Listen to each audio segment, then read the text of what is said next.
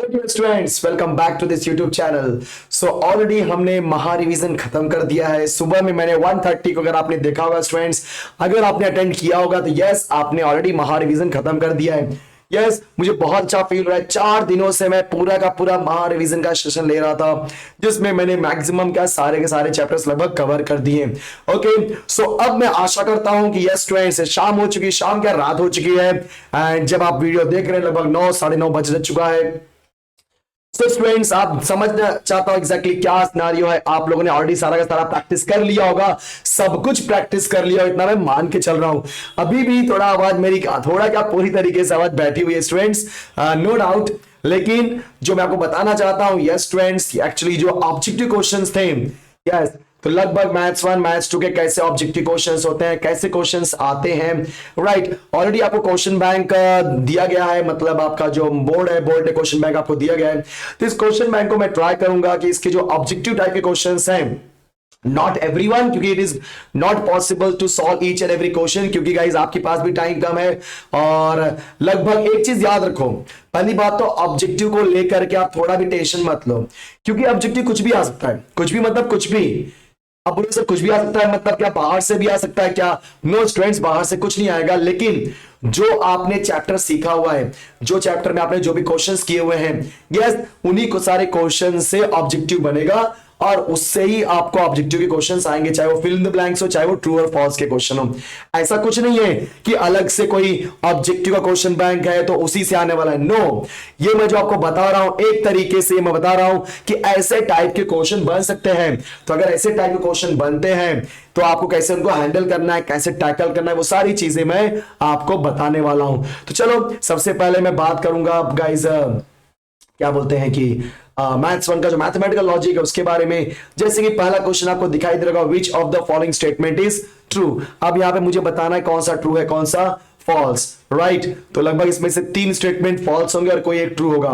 सो 3 + 7 4 और 3 - 7 इज 4। यहां पे क्या होता है, रॉन्ग है, मतलब फॉल्स है ये, क्योंकि कोई भी कंडीशन सेटिस्फाई नहीं हो रहा है। इफ पुणे इज महाराष्ट्र, अब इफ आ गया। सो अगर याद है आपको, इफ देन में आपको पता है कि जब ट्रू इंप्लाइज फॉल्स होता है तभी आपका आंसर फॉल्स होता है, समझ गए। So Pune is in Maharashtra true है, but what about Hyderabad, Hyderabad in Kerala, no, ये तेलंगाना में आता है आपका, एक तरह से ये आपका बोलो क्या है, ट्रू, ठीक है। सॉरी सॉरी, ये भी Hyderabad in Kerala, perfect perfect है। सो ये क्या होता है, आपका फॉल्स आता है। तो इन शॉर्ट आपका वैल्यू यहाँ पे क्या आ रहा है, फॉल्स आ रहा है, ठीक है, यस। फिर the square of any odd integer is even, किसी भी ऑड नंबर का स्क्वायर करोगे तो हमेशा वो क्या आता है, जैसे 3 का स्क्वायर इज 9। फिर 5 का स्क्वायर 25 है कि नहीं, 7 का स्क्वायर 49। तो ये भी जो नंबर्स मिल रही है इवन है क्या, नहीं, ऑड है, मतलब ये भी क्या आपका फॉल्स, ठीक है, ये भी क्या आपका फॉल्स। तो बचा कौन, ये सी वाला, मुझे लगता है यही ट्रू है। कैसे, अब समझते हैं एग्जैक्टली कैसे ट्रू है। उसने क्या बोला है, इट इज फॉल्स। तो गाइस यहाँ पे क्या लिखा हुआ है, it is false that 12 is not divisible by 3। पहले इसको समझते हैं, इट इज फॉल्स को भूल जाओ, पहले ये समझो। मुझे ये बताओ, 12 is divisible by 3, yes, answer is true, but यहाँ पे क्या बोला, नॉट डिविजिबल बाय 3, मतलब ये क्या है, फॉल्स। लेकिन इट इज फॉल्स बोल दिया, मतलब जो भी बोला है वो गलत है। इसका मतलब इट इज फॉल्स का मतलब क्या होता है, निगेशन। इट इज फॉल्स का मतलब क्या होता है, निगेशन। तो हम लोग क्या करेंगे, निगेशन ऑफ फॉल्स करेंगे, तो आंसर क्या आएगा, ट्रू। तो यहाँ पे एकमात्र स्टेटमेंट है जो कि ट्रू है, the answer is C is the correct answer, yes. अब नाउ यहाँ पे क्या बोला है, which of the following is not a statement. 2 + 2 = 4 statement है, क्योंकि यहां से अपने को मालूम पड़ता है कि left hand side right hand side equal है, मतलब ट्रू आ जाएगा। 2 is the only even prime number, क्योंकि अगर वो बोलता है कि स्टेटमेंट नहीं है, तो स्टेटमेंट नहीं है कि कैटेगरी में कौन कौन आता है, क्वेश्चंस आते हैं, इंपरेटिव, ऑर्डर और रिक्वेस्ट आता है, एक्सक्लेमेटरी सेंटेंसेस आते हैं और ओपन सेंटेंसेस आते हैं। सो इसमें देखा जाए तो 2 आपका इक्वेशन है, परफेक्ट है। 2 is the only even prime number, ये भी आपका नॉर्मल स्टेटमेंट है। Mumbai is not in Maharashtra, ये भी आपका normal statement, but what about come here. So come here यहाँ पे क्या हो रहा है स्टूडेंट्स, ये आपका ऑर्डर दे रहा है। सो कहने का मतलब ये आपका इंपरेटिव सेंटेंसेस है, इसका मतलब ये स्टेटमेंट नहीं है। So the correct answer is C. So if P is an statement then P और निगेशन P। सो मैंने आपको बताया था, जब कभी भी आपको 2 स्टेटमेंट हो, बीच में एंड हो, एक नॉर्मल और एक निगेशन हो, राइट, तो याद है कॉम्प्लीमेंट लॉ लगता है, क्या लगता है, कॉम्प्लीमेंट लॉ। सो और को हम बोलते थे OT, मतलब ऑलवेज ट्रू, या जिसे हम बोलते हैं टोटोलॉजी, राइट। और एंड में बोलते हैं AF, ऑलवेज फॉल्स। फॉल्स बोल दिया मतलब कॉन्ट्राडिक्शन, तो हमेशा ट्रू आएगा, हमेशा फॉल्स आएगा, ठीक है। सो और आ गया तो हमेशा ट्रू आएगा, और बीच में एंड आ गया तो हमेशा फॉल्स आएगा। सो ट्रू मतलब टोटोलॉजी, फॉल्स मतलब कॉन्ट्राडिक्शन। अच्छा यहाँ पे बीच में क्या दिया है, और मतलब ओटी। सो ट्रू आया, ट्रू मतलब tautology. So if P is an any statement then P और negation P is what, tautology. Perfect, yes. Now अब ये क्वेश्चन यहाँ पे क्या दिया है कि क्वेश्चन में fourth, if P and Q are two statement then. अब यहाँ पे समझना एग्जैक्टली है क्या, हमारे पास फर्स्ट पार्ट है, हमारे पास सेकेंड पार्ट है। समझो यहाँ पे मैं क्या बोलना चाह रहा हूँ बच्चों, हमारे पास फर्स्ट पार्ट और हमारे पास सेकेंड पार्ट है। अगर आपने ध्यान से देखा होगा, समझा होगा, अगर मैं P और Q के प्लेस पे कोई भी रैंडम वैल्यू रखता हूं, कोई भी रैंडम वैल्यू, चलो मैंने रख दिया P की वैल्यू ट्रू और Q की वैल्यू ट्रू। सो इंप्लाइज होने की वजह से इसका आंसर क्या आएगा, ट्रू आएगा, क्योंकि इंप्लाइज में सिर्फ TF के केस में ही F आता है, अदरवाइज ट्रू। समझते इसकी वैल्यू क्या हो सकती है, उसके हिसाब से डिसाइड करेंगे कि इसमें से कौन सा आंसर करेक्ट है। फिर यहाँ पे भी ये ट्रू है और ये फॉल्स है, निगेशन है, निगेशन है और बीच में इंप्लाइज है। ये क्या हो जाएगा आपको, सॉरी ये भी ट्रू है, ये क्या हो जाएगा, negation true is false, implies false. आपको पता है इंप्लाइज मतलब टीएफ रहेगा तो ही एफ आएगा, तो ये भी आंसर ट्रू आएगा। मतलब जब आपने टीटी रखा तो ये भी आंसर ट्रू आया, ये भी आंसर ट्रू है, और बीच में डबल इंप्लाइज है स्टूडेंट्स। सो डबल इंप्लाइज का मतलब क्या होता है, यस, डबल इंप्लाइज का मतलब ये होता है कि पहला और दूसरा अगर सेम सेम रहेगा तो हमेशा आंसर क्या आएगा, ट्रू। तो देखो तो आंसर सेम सेम है। अब चलो एक और ले लेते हैं, मान लो कि अगर मैं यहाँ पे पी और क्यू के प्लेस पे टीएफ रखता हूं, क्या रखता हूं बच्चों, टीएफ, चेक करते हैं, ठीक है, टीएफ रखते हैं, देखते हैं क्या होता है वैल्यू। ओके, सो टीएफ रख दिया, तो पी के प्लेस पे ट्रू और क्यू के प्लेस पे फॉल्स, निगेशन निगेशन इंप्लाइज, देखते हैं क्या आंसर आता है। सो टीएफ की वैल्यू क्या होगी, एफ होगी, और यहाँ पे निगेशन फॉल्स क्या हो जाएगा, true, implies that negation true क्या हो जाएगा, फॉल्स। तो यहाँ पे भी टीएफ आ गया एफ, सो ये भी एफ है, ये भी एफ है, तो बोलो क्या हो गया, सेम सेम हो गया। तो सेम सेम हो गया, इसका मतलब ये भी क्या आएगा, ट्रू आएगा। मतलब आप कुछ भी वैल्यू रखो, इसकी वैल्यू हमेशा ट्रू ही आ रही है, मतलब ये क्या हो गया, टोटोलॉजी। Perfect, yes. और एक बात और, एक चीज याद रख लो, अगर आपने ध्यान दिया होगा बच्चों, सो ऑलरेडी अगर P implies that Q, P implies that Q, ये मेरी वैल्यू है, राइट ना। सो जो उसका कन्वर्स इनवर्स कॉन्ट्रा पॉजिटिव, अगर आपका तो ये कॉन्ट्रा पॉजिटिव होता है तो बेटा सेम वैल्यू उसका कॉन्ट्रा पॉजिटिव है ना, तो वैल्यू सेम ही आने वाली है, क्योंकि कन्वर्स इनवर्स कॉन्ट्रा पॉजिटिव उसी का मीनिंग है, समझ आ रहा है, उसी का मीनिंग है, इसलिए वैल्यू सेम आएगी, हमेशा सेम आएगी। सेम आएगी मतलब डबल इंप्लाइज निकालोगे तो हमेशा ट्रू आएगा, ट्रू आएगा मतलब ये टोटोलॉजी है। क्लियर, देखा आपने कितना फास्ट हो रहा है, यस। अच्छा ये क्वेश्चन देखते हैं, फाइंड द निगेशन ऑफ, क्या दिया मुझे, P इंप्लाइज दैट P और निगेशन Q। सो आप सबको क्या निकालना है, इसका निगेशन, क्या निकालना है बच्चों, निगेशन, यस। अगर आपको इसका निकालना है निगेशन, ओके, तो बताया गया है कि आप कभी भी इंप्लाइज का निगेशन नहीं निकाल सकते, पहले आपको इंप्लाइज का अप्लाई करना पड़ेगा फॉर्मूला। सो फॉर्मूला क्या होता है, पहले वाले का निगेशन, मतलब जो पहला स्टेटमेंट है उसका निगेशन लगाओ, फॉर्मूला अप्लाई कर रहा हूं मैं, क्योंकि अगर आपको याद होगा P इंप्लाइज दैट Q का फॉर्मूला होता है बच्चों क्या, निगेशन P और Q, मतलब पहले स्टेटमेंट का निगेशन बीच में और रखो और फिर सेकंड वाले को एज इट इज कॉपी कर दो। तो यहां पे भी वैसे ही है, पहले वाले का निगेशन बीच में और रखो, सेकंड वाला एज इट इज कॉपी कर दो, तो क्या हो जाएगा, P और निगेशन Q। बराबर, समझ गया सबको। अब निगेशन को अंदर भेजो तो क्या हो जाएगा, P और का एंड, P का हो जाएगा निगेशन P और का हो जाएगा एंड, और निगेशन Q का हो जाएगा Q। अब देखो ऐसा आंसर कहां पे आ रहा है, तो ऐसा आंसर बच्चों एक ही जगह आ रहा है, देख लो सब लोग, B में P and negation P and Q, yes, perfect, very good. फिर अगला क्वेश्चन देखते हैं, सिक्स्थ क्वेश्चन क्या बोला है, ही इज इंटेलिजेंट। थोड़ा मैं फास्ट जा रहा हूं क्योंकि कम टाइम में बहुत सारी चीजें फिनिश करनी है, मैथ्स और मैथ्स 2 दोनों के मुझे ऑब्जेक्टिव क्वेश्चन आपसे डिस्कस करने हैं, ठीक है। कई सारे क्वेश्चन के आंसर मैं नहीं दूंगा जानबूझ के, क्योंकि वो क्वेश्चन थोड़े से लेंथी होंगे, तो मैं उसमें टाइम वेस्ट नहीं करना चाहूंगा। So right, he is intelligent and he is strong, ये आपका P और Q दिया है। फिर क्या बोला है, it is wrong that he is intelligent और strong. So guys it is wrong बोल दिया मतलब ये निगेशन है। फिर क्या बोला है, ही is intelligent, he is intelligent मतलब क्या आपका P, okay, so he is intelligent क्या है आपका P, तो हमने क्या लिख दिया यहाँ पे P। फिर क्या बेटा और, तो क्या लिख दिया और, स्ट्रॉन्ग, तो यहाँ पे स्ट्रॉन्ग कौन है, Q, तो आप लिख दिया Q। सो बोलो क्या हो गया, निगेशन ऑफ P और Q। अब बताओ ऐसा आंसर कहां पे है, जी हाँ C पे है। देखा, तो मैंने बोला था 2 मिनट के अंदर करना है, time management, yes. So guys कोई बात नहीं, देखा कितना आसान है जी। अब यहां देखो, bye conditional statement is the conjunction, conjunction मतलब क्या होता है, एंड। अगर आपको याद होगा P double implies that Q, इसको हम बोलते हैं बाय कंडीशनल। और अगर आप याद होगा मैंने फॉर्मूला बताया था क्या होता है उसका, P implies that Q and Q implies that P.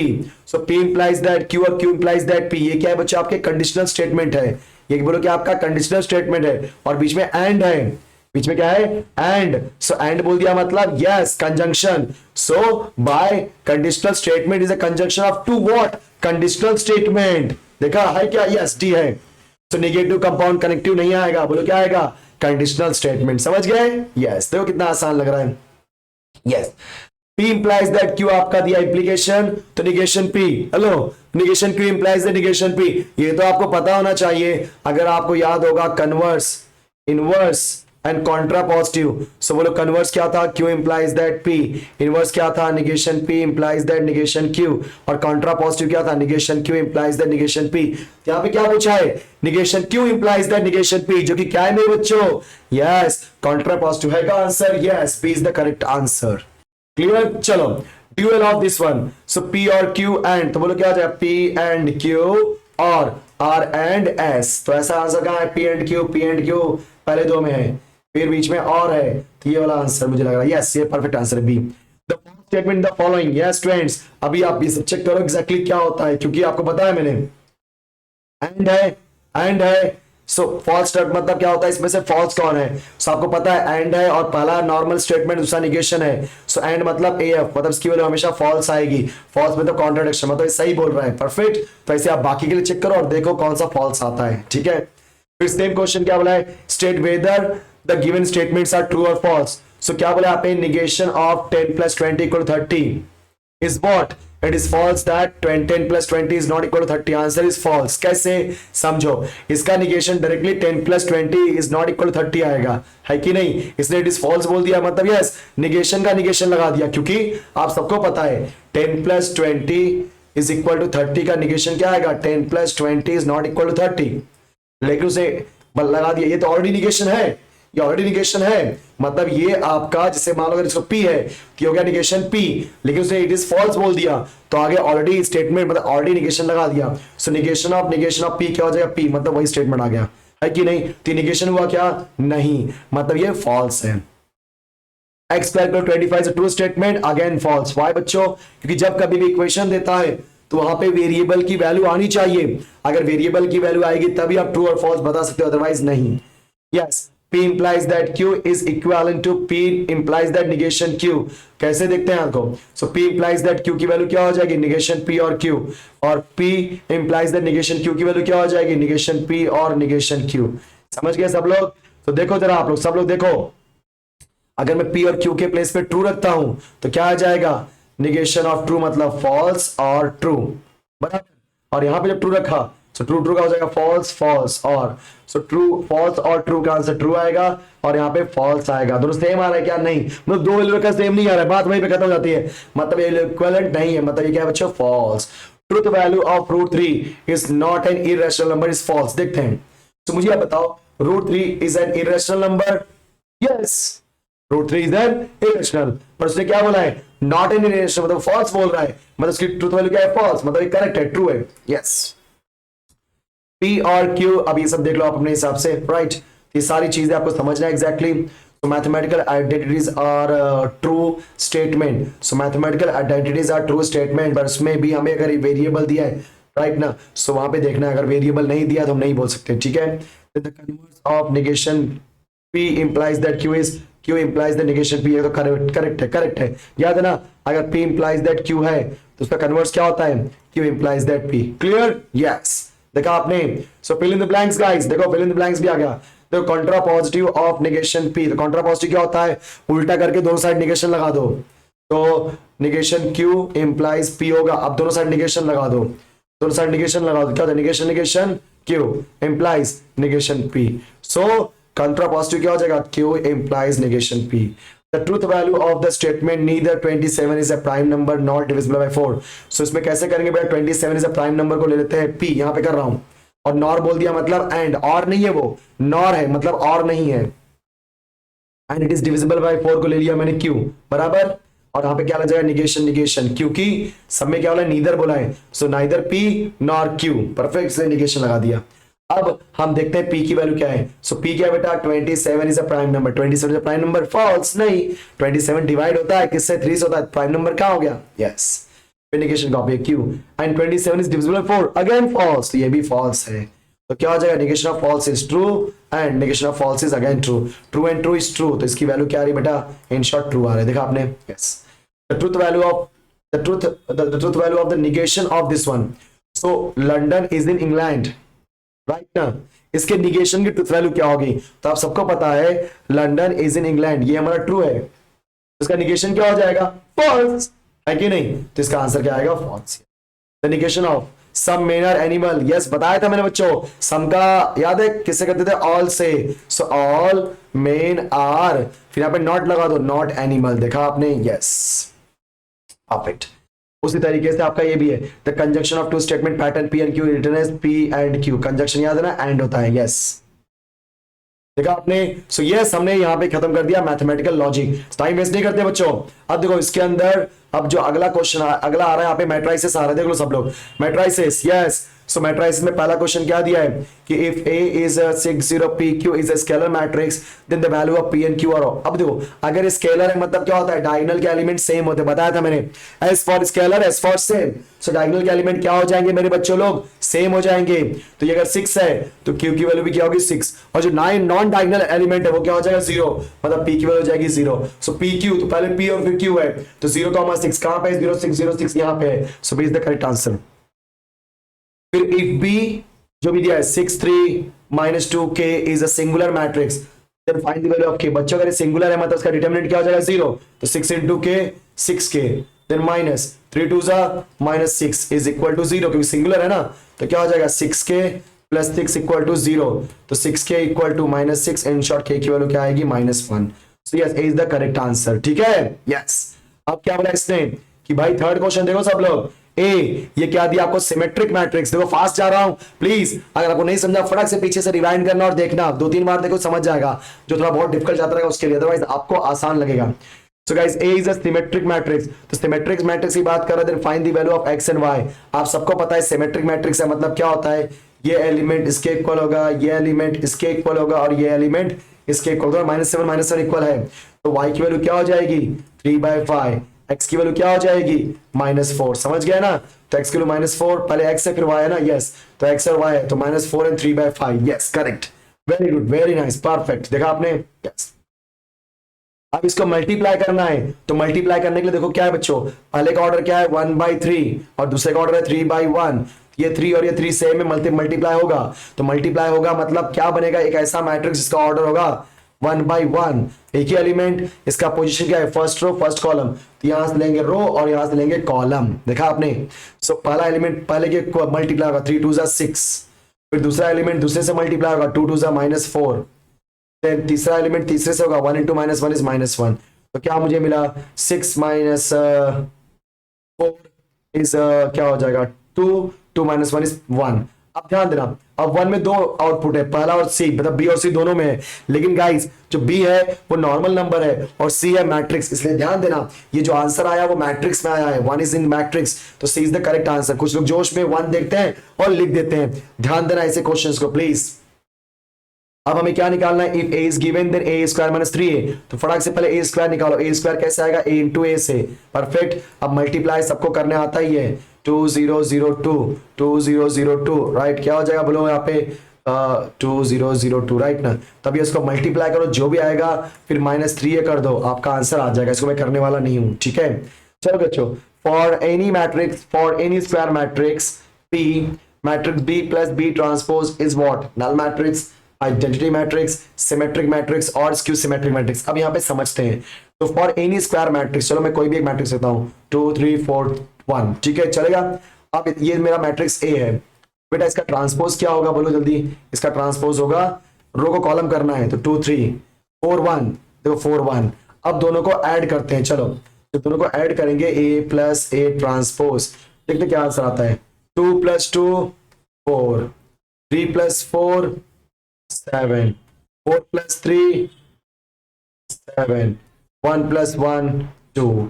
ध्यान देना बच्चों, अब समझो मैं क्या बोलने वाला हूं, जब कभी भी दो मैट्रिक्स के मतलब एक नॉर्मल मैट्रिक्स और उसके ट्रांसपोज को ऐड करते हो तो यहाँ पे ये एलिमेंट सेम आ रहा है और ये एलिमेंट सेम कहां होता है, यस सिमेट्रिक मैट्रिक्स में। तो आप 3 का देख लो 1 2 3 0 1 2 -1 3 1, ठीक है। सो बोलो क्या हो जाएगा इसका ट्रांसपोज, बच्चों प्लस करना है ट्रांसपोज को। सो 1 2 3 यहाँ पे लिख दिया, 0 1 2 एंड -1। देखो मैं रैंडम वैल्यू दे रहा हूँ सब, ओके। -1 3 1, तो घबराने का नहीं, समझा रहा हूँ इसलिए ध्यान दो। 1 + 1 2, 2 + 0 is 2, 3 - 1 is 2, okay, then 0 + 2 is 2, then 1 + 1 is 2, oh man, 2 × 3 is 2 + 3 is 5, ठीक है, perfect, yes, then -1 + 3 is 2, then 3 + 2 is 5 and 1 + 1 is 2। देखो अभी आप ये 2 इसके सेम है, ये 2 इधर पे सेम आ रहा है और ये 5 यहाँ पे, मतलब ये कौन सा है, डेफिनेटली सिमेट्रिक मैट्रिक्स ही है, परफेक्ट, यस। अब बच्चे यहाँ देखो ए बी का होल ट्रांसपोज, याद रखना ए बी का whole transpose it is equal to B transpose into A transpose, no doubt, ये बेसिक फंडा है। अभी आपको निकालना है ए दिया है और आपको निकालना है एडजॉइंट। क्या निकालना है मेरे बच्चों, एडजॉइंट। देखो एडजॉइंट कैसे निकालते हैं, बहुत शॉर्टकट तरीका बता रहा हूं, ध्यान देना सब लोग। ये 1 है 2 है 2 है -1, एडजॉइंट निकालना तरीका देखो सब लोग, फटाफट फटाफट एडजॉइंट निकालना तरीका देखो। क्या करने का इसमें बेटा, एडजॉइंट निकालने के लिए आप इसको इंटरचेंज करो, क्या करो इंटरचेंज, इस नंबर को इस नंबर के इंटरचेंज करो, -1 and 1, फिर दूसरे वाले में साइन मल्टीप्लाई कर दो, -2 and -2, परफेक्ट, यस, चेक करो बराबर सही है क्या। तो आपका चाहिए तो मैं एक बार वैसे भी निकाल लेता हूं, तो वैल्यू क्या हो जाएगा, -1 2 2 1, फिर इसमें माइनस का मल्टीप्लाई कर दो, -1 -2 -2, परफेक्ट है बेटा, एक नंबर। जो मैंने शॉर्टकट बताया बहुत सही है। फिर से मैं बता रहा हूँ क्या है, देख लो सब लोग, एडजॉइंट कैसे निकालते हैं, रुक जाओ एक बार मैं फिर से बता देता हूँ, कई लोगों को समझा ही नहीं होगा। एडजॉइंट निकालने का तरीका क्या होता है, ध्यान दो सब लोग, सोचो मत ज्यादा। अगर एक नंबर के लिए आएगा तो एडजॉइंट ऐसे निकालो 2/2 में, बेटा जो डायगोनल के एलिमेंट है उसको इंटरचेंज करो, सो क्या आएगा -1 और +1, फिर जो नॉन डायगोनल के एलिमेंट है उसमें साइन का मल्टीप्लाई करो, माइनस साइन का, -2 -2। अब देखो ये आंसर कहां पे आ रहा है, -1 -2 -1, C is the correct answer, yes, ठीक है। अभी 9th वाला आपको करने की जरूरत नहीं है, ये सब आपको नहीं आने वाला है। 10th वाला आपको पता ही है कि कैसे करना है, ऑलरेडी जो मैंने आपको एक पेपर दिखाया था उसमें ऑलरेडी ये क्वेश्चन था कि हम लोग इसमें ए इनवर्स से मल्टीप्लाई करेंगे और बाद में ए इनवर्स के मल्टीप्लाई करने के बाद ए इनवर्स को अकेला करेंगे, जो बचेगा वो हमारा आंसर हो जाएगा, ठीक है स्टूडेंट्स, यस। अब यहां देखो सब लोग, question number 1, A is the non singular matrix, तो डिटर्मिनेंट ऑफ 0 होता है, अरे रॉन्ग है यार, वो तो सिंगुलर के लिए होता है डिटर्मिनेंट, मतलब अगर कोई मैट्रिक्स नॉन सिंगुलर होता है तो उसका डिटर्मिनेंट नॉट इक्वल टू 0 होना चाहिए, मतलब ये क्या है आपका फॉल्स। फिर इनवर्स ऑफ दिस मैट्रिक्स, तो कैसे मालूम पड़ता है बेटा इनवर्स, ध्यान देना, अब बता रहा हूं सुनो, ये सब क्वेश्चन डायरेक्टली करना है आपको। तो 2 0 0 3 दिया गया आपको, ये मान लो मैट्रिक्स ए है, तो इसका इनवर्स डायरेक्टली तरीके से कैसे करते हैं, ध्यान देना, 1 डिटर्मिनेंट, डिटर्मिनेंट कैसे निकालोगे, 2 3 6 -0 × 0 is 0, फिर इसको इंटरचेंज करो, सो क्या हो जाएगा 3 and 2, समझ रहा है, 3 and 2 और बाद में 0 0 कर दो, देखा आपने, क्योंकि दूसरे इसको इंटरचेंज करके बाद में जो नॉन डायगोनल के एलिमेंट है उसमें माइनस साइन का मल्टीप्लाई करते हैं, बट वो 0 है तो कोई टेंशन होने वाला नहीं है। सो इन शॉर्ट क्या आएगा, ए इनवर्स इक्वल टू 1/6 3 0 0 2, अब 1/6 को अंदर भेज दो, तो क्या हो जाएगा आपका A inverse is equal to 3/6, 3 में 1/6 का मल्टीप्लाई 3/6 मतलब 1/2 आएगा, फिर 0 का 0 0 1/3, चेक करो आंसर सही है, यस आंसर इज करेक्ट। देखा कई लोग क्या करते हैं, उसको इनवर्स निकालते हैं एडजॉइंट मेथड से या ट्रांसफॉर्मेशन मेथड से, तो भाई ऐसा नहीं करना है। अब आपको पता है इसको मल्टीप्लाई करना है, तो इसका मल्टीप्लाई ऐसे करो, सो 3 × x 3x, 0 × y खत्म, तो इज इक्वल टू क्या हो जाएगा 3, तो इन शॉर्ट x की वैल्यू क्या आएगी 1, बराबर जा रहा है अभी तक। फिर इसको मल्टीप्लाई इसमें करो, तो 0 × x 0, then 2 × y is 2y is equal to 2, right, so y की वैल्यू क्या आएगी, दैट इज +1, ओके। सो यहाँ पे क्या बोला, y की -1, मतलब क्या हो जाएगा आपका false, yes. For every square of the order and can be expressed as a sum of symmetric and skew symmetric, yes students, it is true, इस याद है सेकंड या थर्ड एक्सरसाइज है, यस। अभी आपको a equal to a transpose है, ठीक है, तो यहाँ पे चेक करो कैसे मालूम पड़ेगा a equal to a transpose है, देखने का, ये एलिमेंट इसके सेम है क्या, ये एलिमेंट इधर सेम है क्या, ये एलिमेंट निकालने मत जाओ, क्यों टाइम वेस्ट करना, यस, ये एलिमेंट सेम है क्या, इधर का ये एलिमेंट इसके सेम है क्या, इधर का ये एलिमेंट इसके सेम है क्या, अगर है इसका मतलब yes is what a equal to a transpose. अब सिंगुलर मैट्रिक्स है कि नहीं, ये कैसे मालूम पड़ेगा, इसका निकालना पड़ेगा डिटर्मिनेंट, क्या निकालना पड़ेगा बच्चों, डिटर्मिनेंट, अगर डिटर्मिनेंट निकालने से इक्वल टू 0 आ गया तो क्या होगा, सिंगुलर मैट्रिक्स। अब बताना ये स्क्यू सिमेट्रिक है कि नहीं, तो बेटा स्क्यू सिमेट्रिक नहीं, आंसर फॉल्स। कैसे बताता हूं मैं आपको, ये एलिमेंट, और ध्यान रखना स्क्यू सिमेट्रिक के लिए डायगोनल के एलिमेंट 0 होने चाहिए, पहली बात, स्क्यू सिमेट्री के लिए डायगोनल का एलिमेंट क्या होना चाहिए? 0। डायगोनल का एलिमेंट 0 है क्या? नहीं। बात यहीं पे खत्म हो जाती है, ठीक है। यस। अदरवाइज को अगर हम सॉल्व करेंगे तो सॉल्व क्या होता है ना, A is equal to minus A transpose. तो एक बार चेक कर लेना, ठीक है, इसका यूज करके कि ए दिया गया है, मान लो ये ए ले लिया मैंने। अब आप क्या करोगे, इसका ट्रांसपोज निकालोगे एंड ट्रांसपोज निकाल करके माइनस साइन का मल्टीप्लाई करोगे, राइट। सो आप सभी को पता है कि जब आप ट्रांसपोज निकालते हो तो क्या हो जाएगा यहाँ पे 2 0 0 3 माइनस 1 0 माइनस 7 3 एंड 1। ओके, अब माइनस का मल्टीप्लाई करो, minus 2 minus 3 plus 7 plus 1 minus 3 इधर माइनस। अब बोलो दोनों सेम आ रहा है क्या? नहीं आ रहा है। इसका मतलब क्या है? It is not skew symmetric matrix. Answer is false. देखा आपने? यस। अब यहाँ पे क्या बोल रहा है कि आपको दिया order of A that is m by n, order of b that is n by p with m is not equal to p, then ba exist but ab does not exist। Check करते हैं। सो ba के लिए हम लोग क्या करेंगे बेटा? ba, तो ba मतलब b का ऑर्डर क्या है यहाँ पे? n by p, ठीक है, और a का ऑर्डर क्या है? m by n। अरे लो, सो बी ए के लिए बी और ए का ऑर्डर में ये वैल्यू, मतलब the column of first matrix is equal to the row of second matrix. ऐसा हो ही नहीं रहा है, मतलब बी आपका एग्जिस्ट नहीं कर रहा है कि नहीं? तो आंसर यहाँ पे क्या हो जाएगा आपका? False. After applying the elementary transformation, देखो तो बेटा ये r1 minus 3 times of r2 है, तो r1 अप्लाई करो, देखो ये वैल्यू आ रही क्या? अगर आ रही है मतलब करेक्ट है, नहीं तो नहीं। सो गाइस यहाँ पे देखो क्या दिया है, if A and B are the two square matrix. So बताओ यहाँ पे कि such that A B is equal to B A. तो यस, ये बराबर है। कैसे? क्योंकि आपको पता है ए स्क्वायर ए माइनस बी का होल स्क्वायर होता है बेटा क्या? ए स्क्वायर माइनस मतलब जब मल्टीप्लाई करेंगे तो एक्चुअली इसको इससे मल्टीप्लाई करेंगे, A minus B into A minus B. ये नॉर्मल फॉर्मूला अप्लाई नहीं कर सकते, A into A square, A into B minus A B, then minus B A, फिर क्या हो जाएगा? Minus minus plus B square. But इसने यहाँ पे ए बी और बी इक्वल बोला है, ए बी और बी इक्वल होने की वजह से ए स्क्वायर माइनस 2ab में लिख सकता हूँ, अदरवाइज इक्वल नहीं होते। समझ गया? यस, मतलब ये करेक्ट है, परफेक्ट। सो गाइज अभी आपको यहाँ पे क्या आ गया? देखो यहाँ पे, so if A I J is equal to 2/2 का मैट्रिक्स है, where A I J equal to I minus J. So आप बताओ मैट्रिक्स की वैल्यू क्या होगी? तो आपको पता है ये क्या होता है आपका A11 A12 A21 A22 बराबर। तो उस हिसाब से अगर मैं देखूंगा, ध्यान दो सब लोग, उस हिसाब से मैं देखूंगा, सो आई माइनस जे मतलब हर एक एलिमेंट की वैल्यू कैसे आएगी? आई माइनस जे से। सो 1 माइनस 1 0, फिर 1 minus 2 is minus 1, 2 minus 1 is plus 1 and 2 minus 2 0, मतलब वैल्यू क्या आएगी? मैट्रिक्स क्या बनेगा आपका? 0 माइनस 1 1 एंड 0। देखा आपने? यस।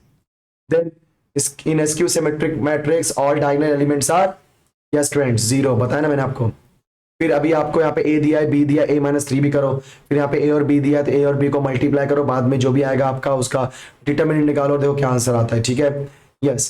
फिर बच्चे यहाँ पे क्या दिया है? The value of the cofactor of the element A21 in the matrix is what? A21 ना, तो पहली बात तो कैसे निकालना है समझो यहाँ पे, राइट। आपको ना एडजॉइंट निकालने का तरीका बताया मैंने। आपको पता है कि जब कोफैक्टर निकालते हैं तो कोफैक्टर्स का ट्रांसपोज निकालते हैं तो मुझे क्या मिलता है बच्चों?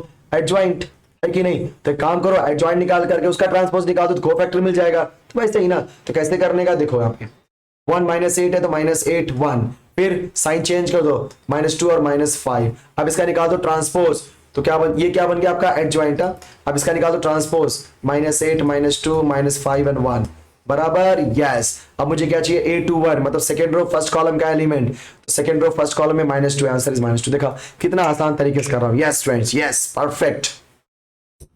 अब the value of the minor of element B22, so इसको निकालना है माइनर, तो माइनर मतलब याद है ना, B22 मतलब इसको हो गया तो क्या बचेगा? 2, आंसर इज 2। कितना आसान है यार।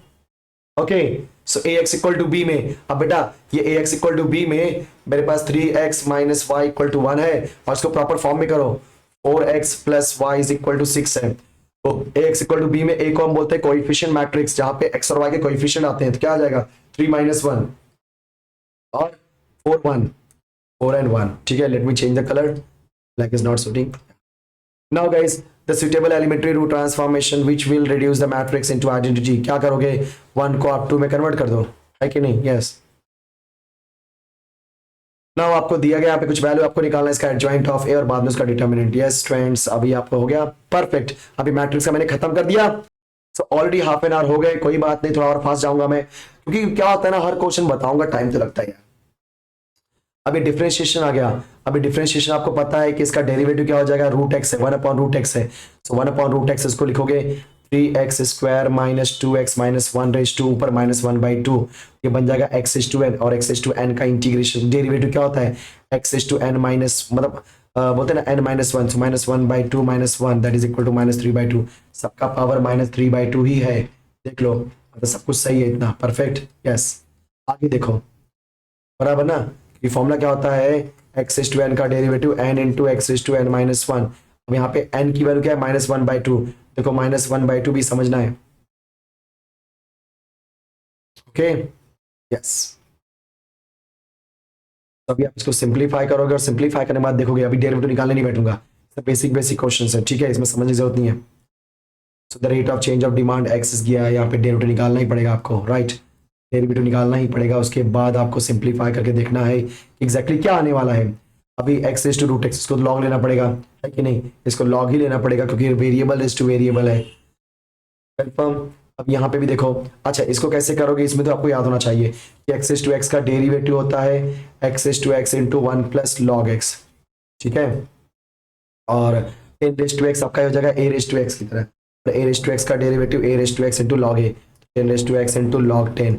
अब देखो ये आंसर कहाँ पे है, ये आंसर कहाँ पे है, यस, ये आंसर है आपका डी वाले में, D is the correct answer, yes. अब आपको पता है, अभी तो बोलना मत कि सर याद है ना, इम्प्लिसिट फंक्शन एक्स वाई दिया है, x plus Y, M N दिया है m प्लस n, तो dy बाई dx की वैल्यू क्या आएगी, y/x, देखो कहाँ पे है, y/x is the correct answer, yes yes yes yes. अब इस क्वेश्चन में कैसे करना है आपको, taking log on both side, simplify करो आपका आंसर, ये आपका पैरामीट्रिक है, राइट ना, पैरामीट्रिक है, पैरामीट्रिक गाइस ध्यान देना। सो 2am का डेरिवेटिव क्या होता है, क्योंकि हमें dy बाई dx निकालना है ना, सो 2m² का हो जाएगा 2 2 4am, क्योंकि m² का हो जाएगा 2m, 2 2 4am divide by x का निकालेंगे derivative with respect to x, okay, so with respect to m निकाल लेते हैं तो 2a आएगा, परफेक्ट, 2a, a गया 2 2 4, 2m, देखो a is the correct answer, yes. अरे ये सब क्वेश्चन तो हमने किया है 10th वाला क्वेश्चन, परफेक्ट, यस। अरे at² देखो डबल डेरिवेटिव है, okay guys, fill in the blanks, same तो डायरेक्टली कर सकते हैं हम लोग। सो क्या हो जाएगा, 9 into 5x³ minus 4x² minus 8x raise to 8, फिर बाद में इसका निकाल दो फिर से डेरिवेटिव, सो 5x³ का डेरिवेटिव 5 3 15x², फिर x² का 2x, तो 4 2 माइनस 8x, फिर -8, okay, this is the correct answer.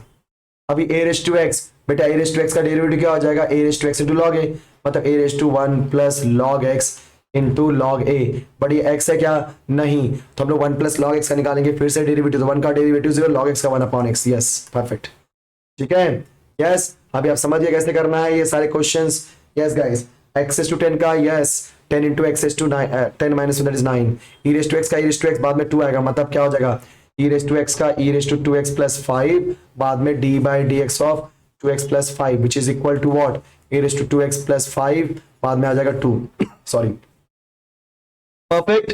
तो इसके बाद आपका ट्रू एंड फॉल्स वाला क्वेश्चन भी आ गया। सो आपको पता है कि log ऑफ x है उसका डेरिवेटिव, तो भाई तो डायरेक्टली बोलते हैं ना, बेइज्जती कर दिया इसने डेरिवेटिव का, कि log x कैसे आएगा, कि log x का डेरिवेटिव क्या हो जाएगा, 1/log x, बाद में log x फिर से 1/x, in short 1/x into log x।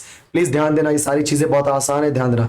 10⁻x का डेरिवेटिव क्या हो जाएगा, a⁻x की तरह है, और a⁻x का डेरिवेटिव क्या होता है बच्चों, a⁻x इंटू log a, तो 10⁻x into log 10 plus 1 is अकेला कांस्टेंट, तो 0, यस, आंसर करेक्ट है, मतलब ट्रू।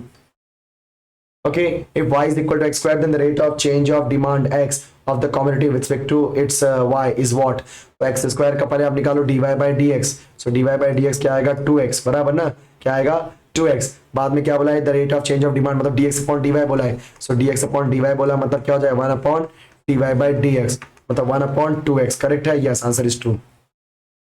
सिमिलरली यहाँ पे भी आप कर सकते हो, सो यहाँ पे y दिया है, फिर क्या बोला है, the rate of change of demand, so 7x plus 1 का डेरिवेटिव निकालो, क्या आएगा 7 आएगा, फिर ये तो मुझे क्या मिला dy बाय dx, परफेक्ट, लेकिन मुझे क्या निकालना है, the change of demand x with respect to y, मतलब dx अपॉन dy, जो कि क्या हो जाएगा 1 upon dy by dx which is what 1/7, clear, जो कि यहाँ पे 7 बोला, तो आंसर इज फॉल्स।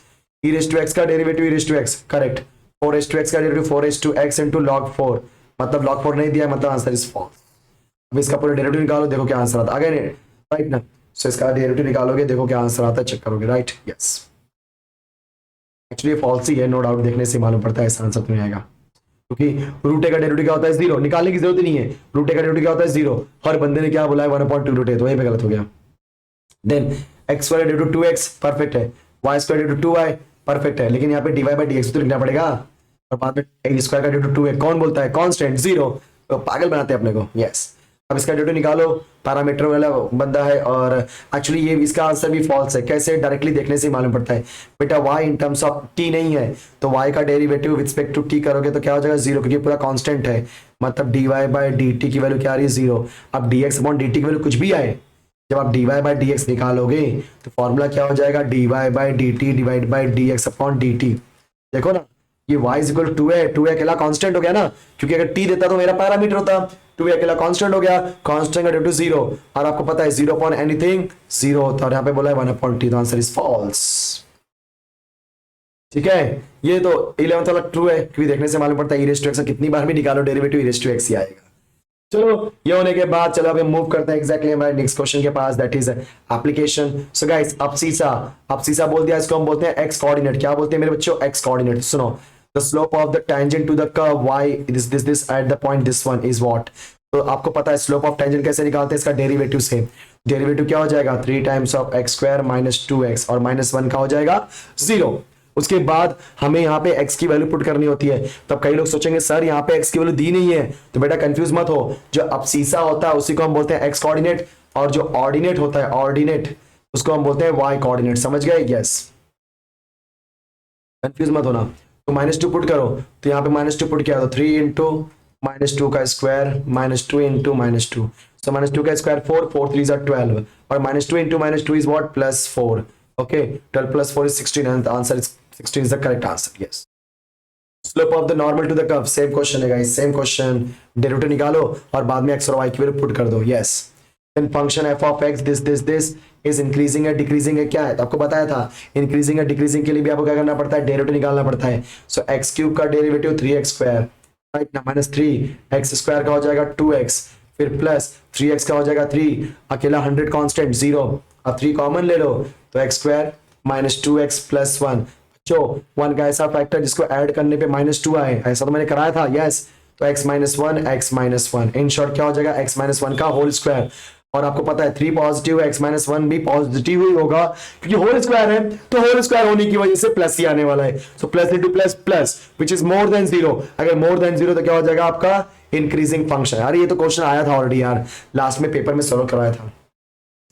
सो ध्यान देना, अभी यहाँ पे क्या बोला है कि मार्जिनल रेवेन्यू दिया गया है 28, याद है आरएम सब आज ही करवाया था मैंने, 28 दिया है। इलास्टिसिटी ऑफ डिमांड नीटा इज 3, देन द प्राइस बोलो या बच्चों आप उसे एवरेज रेवेन्यू बोलो, दोनों का मीनिंग क्या होता है, सेम, परफेक्ट है ना। सो यस वाला फॉर्मूला अप्लाई कर दो, क्या बच्चों, यस मार्जिनल रेवेन्यू वाला फॉर्मूला, और जो आपका था 1 - 1 अपॉन नीटा वाला, और आप देखो कौन सा आंसर आएगा, yes perfect, very good. The price P for the demand D is given, okay. तो आपको क्या बोला है कि then the value of D for which the price is increasing, तो हमें क्या निकालना है, प्राइस इंक्रीज हो रहा है, तो हम लोग डी का वैल्यू निकालना है ना, उसके लिए कैसे करोगे, ध्यान से सुनो। प्राइस की वैल्यू निकाल लो, तो प्राइस की वैल्यू क्या होगी, डेरिवेटिव निकालो, क्योंकि इंक्रीजिंग बोल दिया मतलब डेरिवेटिव क्या होना चाहिए, मोर देन 0। तो क्या हो जाएगा, ये 183 का डेरिवेटिव 0, 120 हो जाएगा -3 2 6d। अब ये क्या है, इंक्रीजिंग है तो ग्रेटर देन 0 आएगा, है कि नहीं। आप 6d को भेज दो राइट में, तो क्या हो जाएगा 120 is greater than 6d।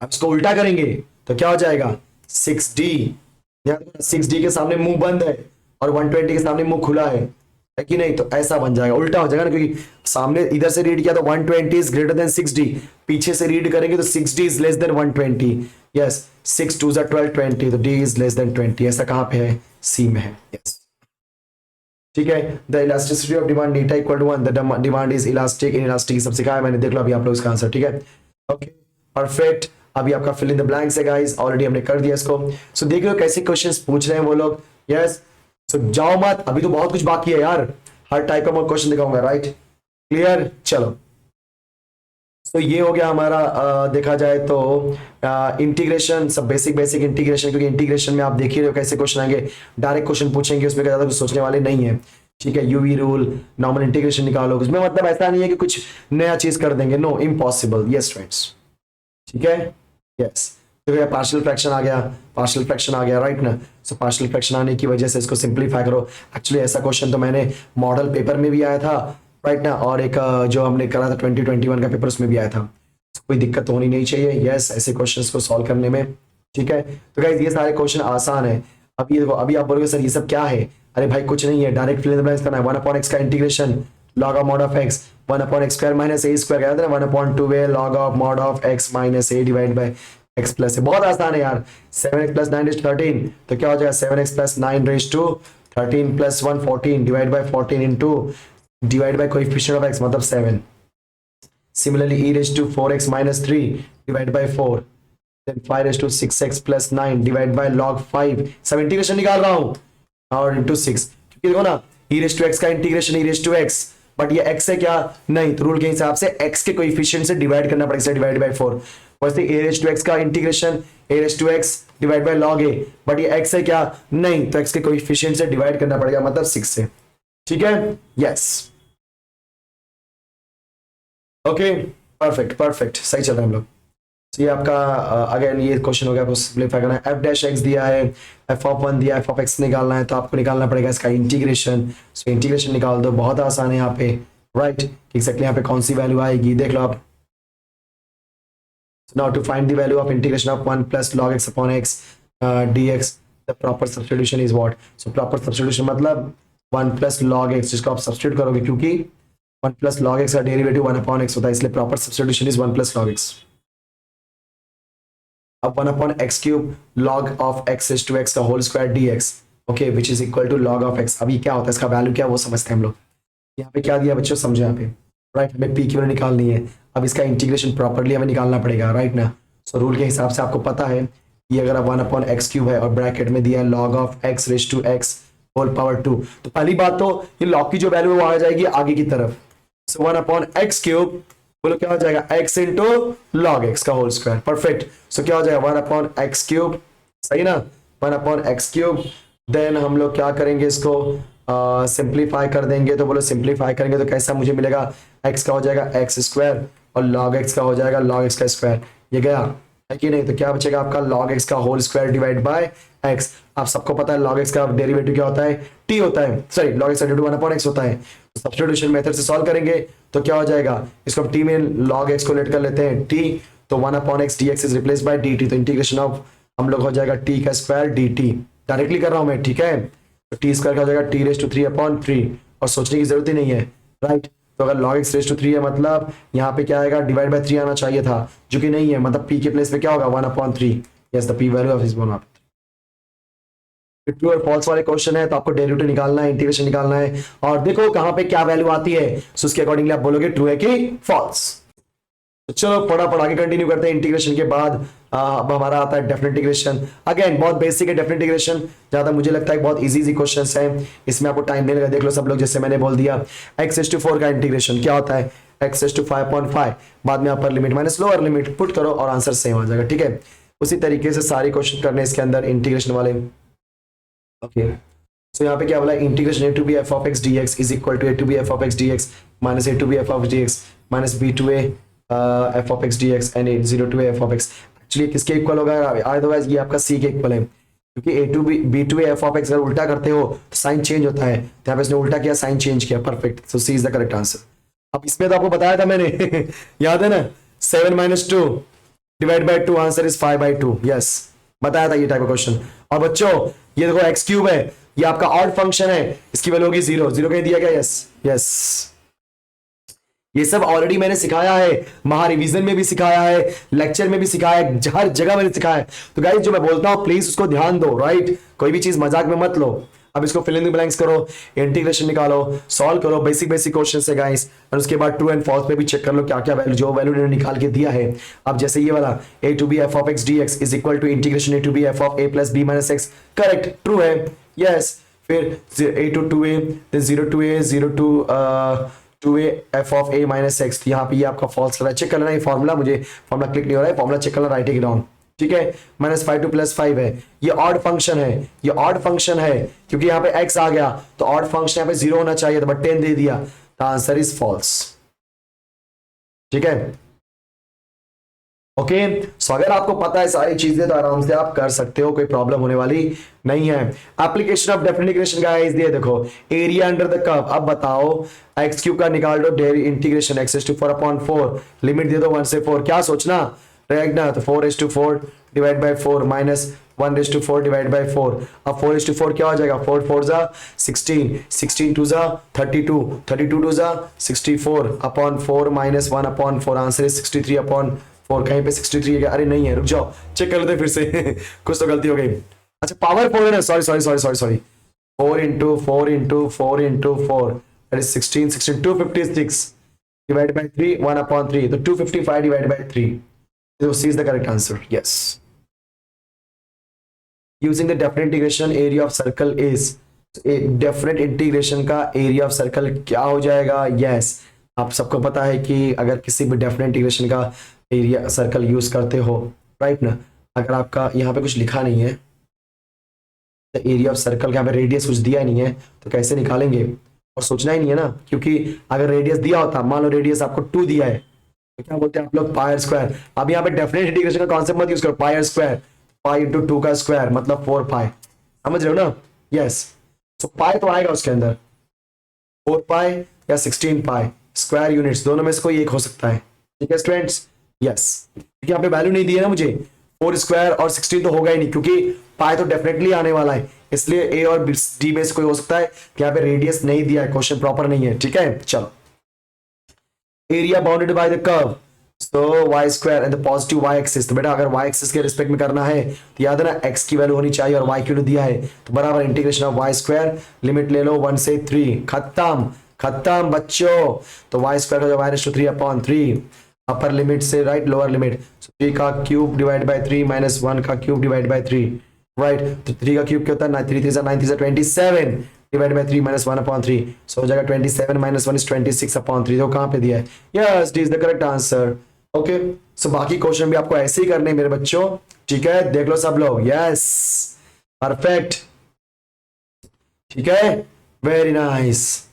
The equation of area of circle is this one, wrong है, रॉन्ग है। इक्वेशन ऑफ सर्कल ऐसा नहीं होता है, ये होता है x square plus a square is equal to a square. Perfect, मतलब उल्टा दे दिया, ये सर्कल का है और ये एलिप्स का है, तो इन शॉर्ट दोनों वैल्यू क्या है हमारी, फॉल्स, ठीक है? Yes.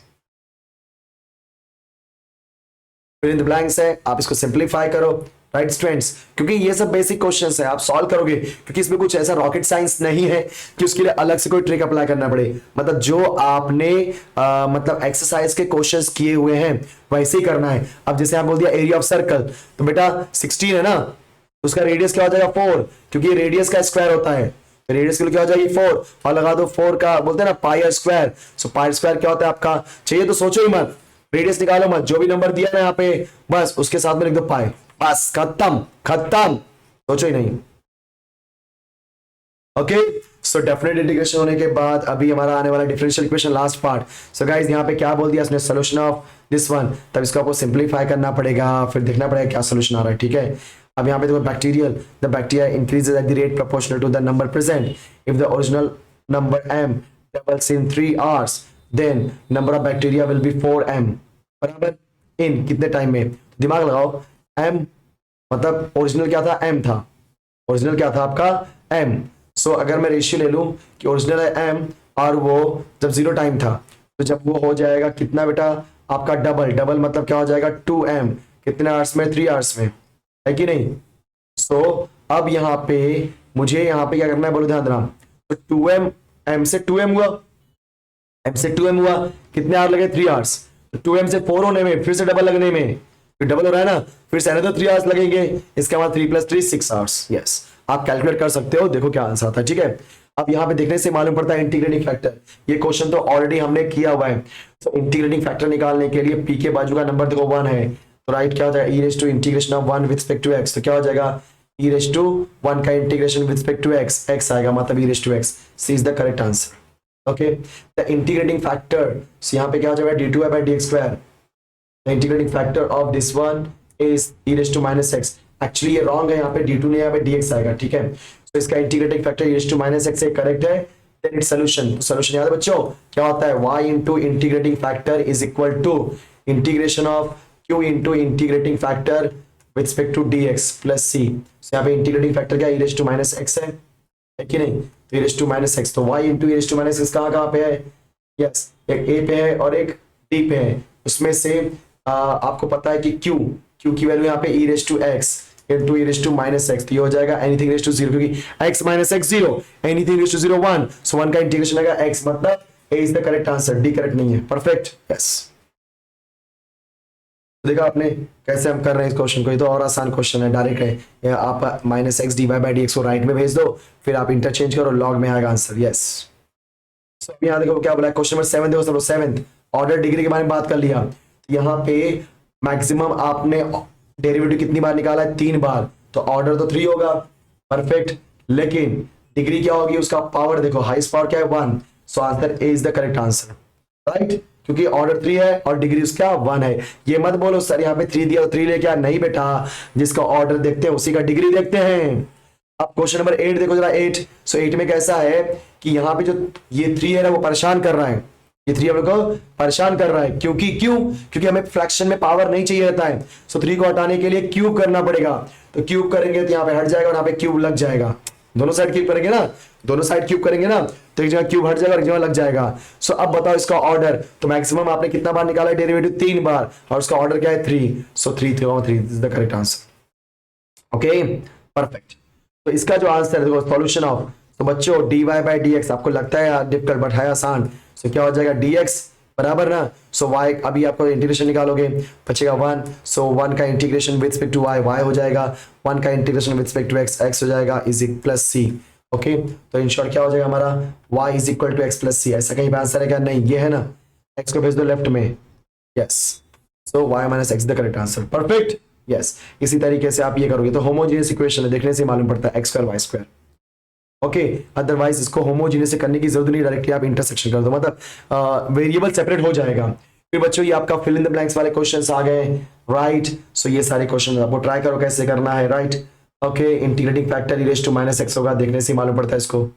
The solution of this one again, ये आपका देखा जाए तो ये क्वेश्चन आपका लगभग लीनियर डिफरेंशियल इक्वेशन है।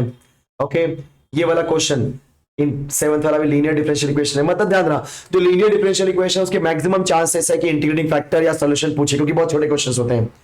ऑर्डर है द डिग्री, सो इसको क्या करोगे, पहले 6 से मल्टीप्लाई करोगे, तो इसका ऑर्डर क्या हो जाएगा, बोलो बच्चों फटाफट, इसका ऑर्डर होगा 3 और डिग्री होगा 1, क्योंकि आप 1/6 निकाल दोगे, क्योंकि आप 6 पावर लोगे, है कि नहीं, तो पावर हो जाएगा 1, तो 3,1, यस, यहाँ पे लिख सकते हो 3,1, ठीक है, चल, वेरी गुड, कंफर्म। सो ये हो गया हमारा, बोलो क्या स्टूडेंट्स, जी हाँ, सो ये हमारा हो गया differential equation. So I hope कि आपको ये पूरा क्लियरली समझ में आ गया, परफेक्ट। सो अगर आपको समझ में आ गया तो फटाफट वीडियो को लाइक कर देना, शेयर करना, सब्सक्राइब जरूर करना, ठीक है, और ये पूरा का पूरा अच्छे से सीखो। एंड गाइस, अभी मैंने पूरा मैथ्स 1 सिखाया, अब आपको कुछ टाइम में मैथ्स 2 भी मिल जाएगा। Thank you so much, bye bye.